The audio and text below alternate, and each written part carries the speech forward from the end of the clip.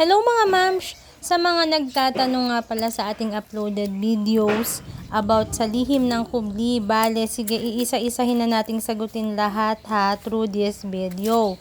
Sa mga nagtatanong magkano po ang entrance, bale ang entrance po nila ay 300 pesos plus 25 pesos na environmental fee. Sa cottage naman po is merong tag 500 at may tag 800. Depende po kung gaano kadami ang inyong grupo.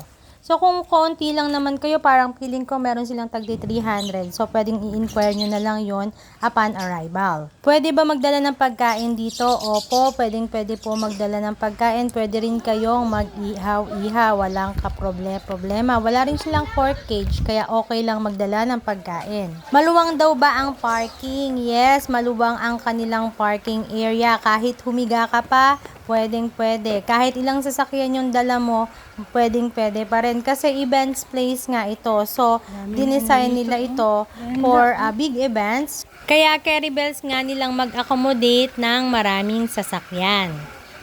Ano nga daw ba ang timing? So, I think from 8 o'clock, pwede na silang mag-accept ng guests until 4 p.m. only.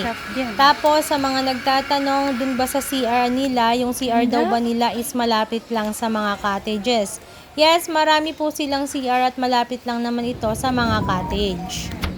Then, sa mga nagtatanong kung saan daw ba ang exact location, ang alam ko lang is ito ay sa Guyam, Indang, Cavite. Malapit sa bayan ng mga superstar sa Alfonso, Cavite. So, kung paano pumunta dito, i-waste nyo na lang po mga ate, kuya, mga tito, tita. Kung paano kayo makakapunta rito, search nyo lang is lihim ng kubli, lalabas na po yan sa Waze at sundan nyo na lang ang mapa para mapuntahan nyo po. Kung ayaw nyo naman po ng Waze, pwede nyo naman pong gamitin ang Google Map. About naman po sa tubig ng ilog, bale kung makikita nyo, ayan, punong-puno naman po siya, hindi naman po siya natuyuan nung pumunta kami at yan po ay last 2 weeks lang.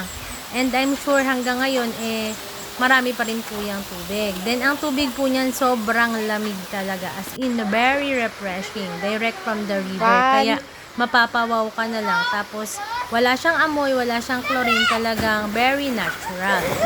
Meron silang 4 na river pool dyan. Bale, yung isa pang bata, yung isa naman is parang mga 4 feet, then the next one is 5 feet, and the next one, yung pinakamalalim, as in hindi na yata yun, ang lampas tao na yun, sobrang lalim na talaga. Actually, next week, pupunta ulit kami dito para sa huling hirit ng tag-init. Kaya kung pupunta kayo, halika, tara, kita-kita tayo. So, ayun lang. I hope nasagot ko lahat ng mga tanong nyo po sa inyong mga PM sa akin at mga comment. Ayun lang, maraming salamat. And thank you for watching. Bye-bye!